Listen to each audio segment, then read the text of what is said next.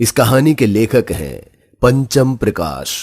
कहानी में अब तक आपने देखा राहुल को, जो ढाबे वाले के लाख मना करने के बाद भी पुरानी पहाड़ी के रास्ते शहर की ओर निकल पड़ता है और फंस जाता है पहाड़ी के एक भयानक तूफान में, जिसके बाद वो खुद को वीरान हवेली के बाहर पाता है, जहां उसकी मुलाकात होती है हवेली में रहने वाली एक हसीन औरत से, जो राहुल को सुनाती है मुनमुन और विनय के प्रेम की कहानी, जिसका अंजाम एक निर्दोष की दर्दनाक मौत होती है।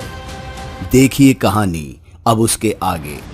पहाड़ी की अंधेरी और भीगी तूफानी रात में राहुल मुनमुन की कहानी सुनते सुनते उस औरत के बेहद करीब आ गया था, इतना कि वो दोनों एक दूसरे की गर्म सांसें साफ साफ महसूस कर सकते थे। वो उसकी कहानी में ऐसे डूब गया था कि ना उसे रात का अंधेरा दिखाई दे रहा था और ना ही तेज तूफान।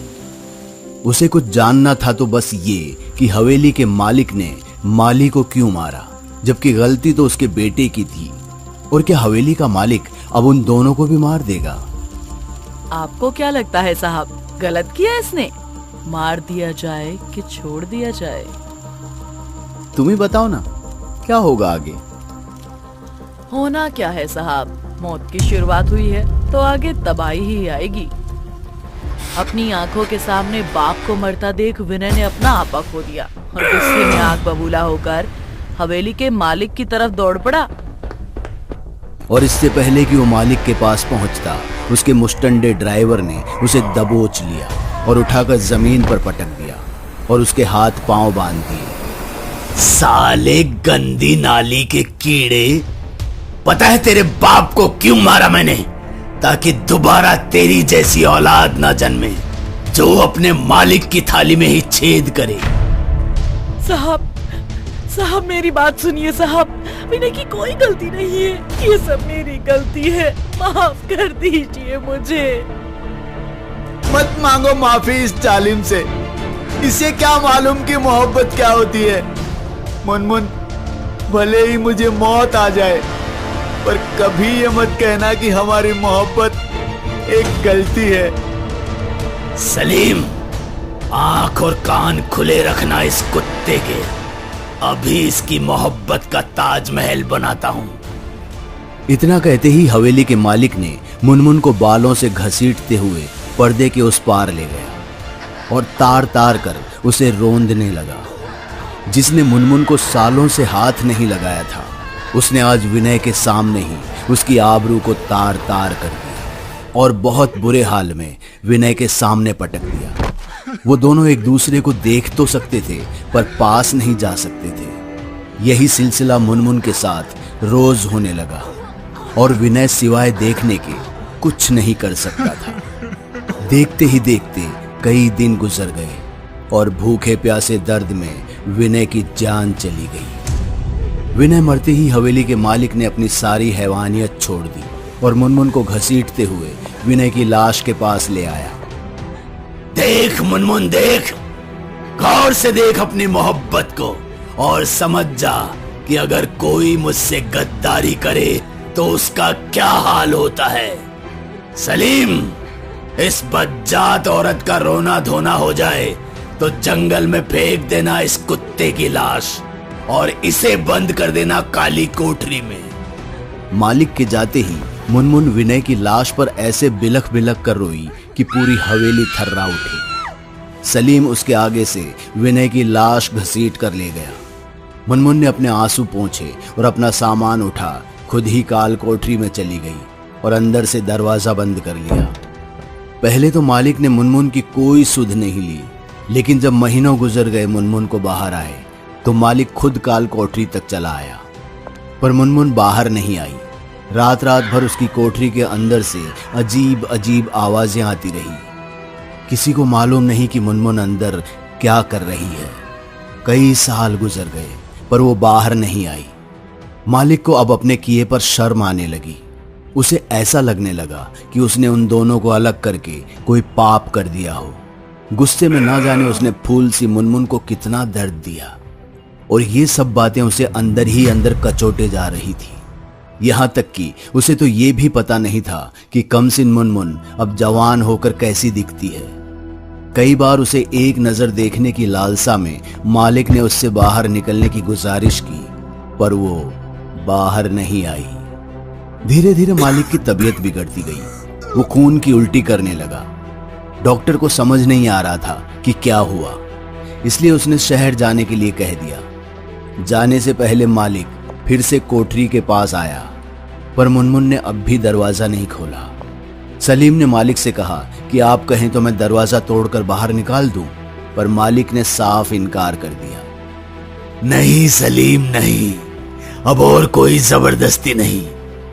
मुनमुन, हो सके तो मुझे माफ कर देना। जिंदगी के अंतिम दिन देख रहा हूं, बस एक बार तुम्हें देखना चाहता हूं।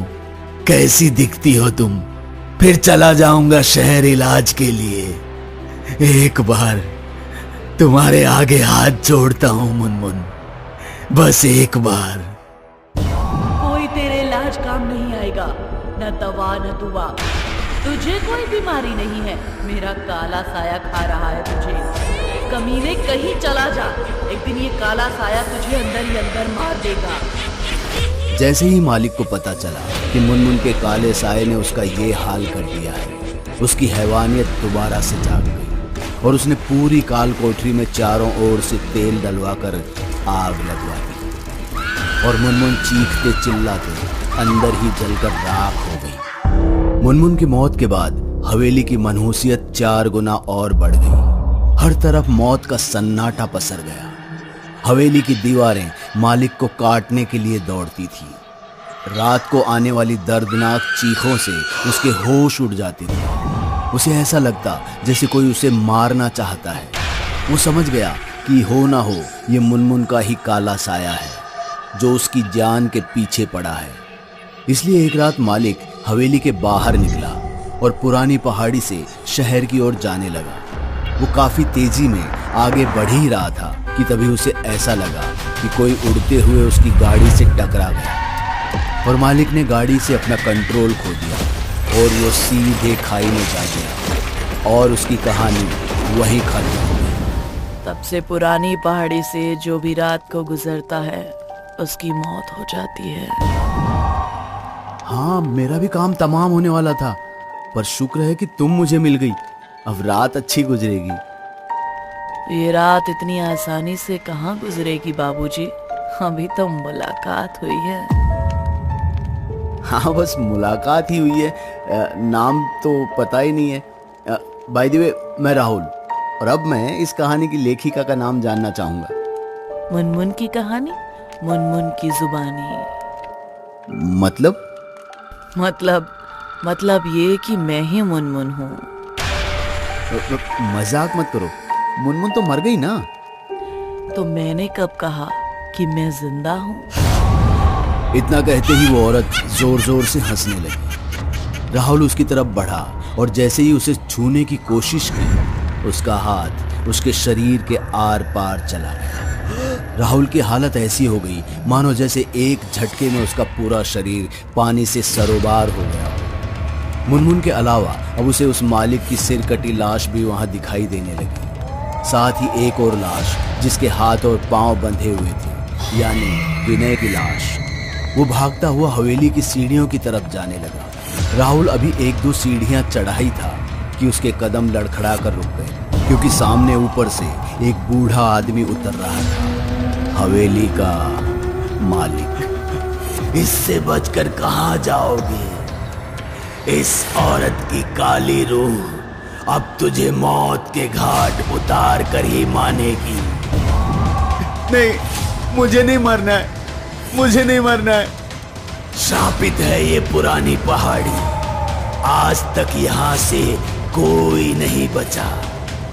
तू कैसे बचेगा? मालिक की आत्मा के इतना कहते ही सब एक साथ शैतानी हंसी हंसने लगे। राहुल को समझ नहीं आ रहा था कि वो क्या करे। सबकी शैतानी हंसी सुन उसका दिमाग घूमने लगा और वो चक्कर खाकर वहीं गिर गया। आंख खुली तो वो हवेली में नहीं बल्कि पुरानी पहाड़ी के एक तीखे मोड़ पर बड़े पत्थर से टकरा गाड़ी में ही पड़ा था। पत्थर के उस पार खाई थी और उसके ऊपर गिरा हुआ था मलबा। राहुल ने गाड़ी स्टार्ट की और उसे पीछे खिसकाने की कोशिश में लग गया, पर गाड़ी पीछे नहीं खिसक पाई और वो पुरानी पहाड़ी के बीच सड़क पर फंस कर रह गया। काफी कोशिशों के बाद भी जब गाड़ी पीछे नहीं खिसकी तो वो अपना सिर स्टीयरिंग पर पटक देता है और फिर एक चैन की सांस लेता है। चलो कम से कम मैं मुनमुन की हवेली में तो नहीं फंसा हूं। गाड़ी में बेहोश होकर ना जाने मैंने क्या क्या सोच लिया यार। पर एक बात तो मानना पड़ेगा बेटा राहुल, मुनमुन थी तो जबरदस्त यार। मुझे मिल जाए ना तो 100 विनय को मौत के घाट उतार दूं। खैर, अब गाड़ी से उतरकर रास्ता साफ करूं। खुद से इतना कहते हुए राहुल जैसे ही गाड़ी की सीट बेल्ट खोलने की कोशिश करता है, वो खुलता ही नहीं। इसलिए राहुल सीट बेल्ट को खींचकर उससे निकलने की कोशिश करता है, पर उसमें भी नाकाम रहता है। उसका मन खींचने लगता है और वो खुद को किसी भी तरह उसमें से बाहर निकाल देना चाहता है। तभी उसे सामने उस हवेली की मुनमुन दिखाई देती है और उसके पीछे बाकी की सारी आत्माएं भी, जिसे देख राहुल और भी घबरा जाता है। तभी उसे सुनाई देती है एक हॉर्न की आवाज जो किसी बड़े ट्रक की होती है। नहीं नहीं नहीं नहीं नहीं। राहुल समझ जाता है कि उसके साथ कुछ बुरा होने वाला है। वो फिर से कोशिश करने लगता है बाहर निकलने की, पर इसका कोई फायदा नहीं। ये राहुल मुनमुन की मुस्कान देखकर ही समझ जाता है। तभी एक बड़ा ट्रक तीखी मोड़ पर मुड़ते हुए मुनमुन के शरीर से आर पार जाता हुआ राहुल को गाड़ी सहित ठोकर मारकर दूर खाई में गिरा देता है। शायद राहुल को ढाबे वाले की बात मान लेनी चाहिए थी कि पुरानी पहाड़ी से रात को गुजरने का मतलब है सिर्फ और सिर्फ मौत।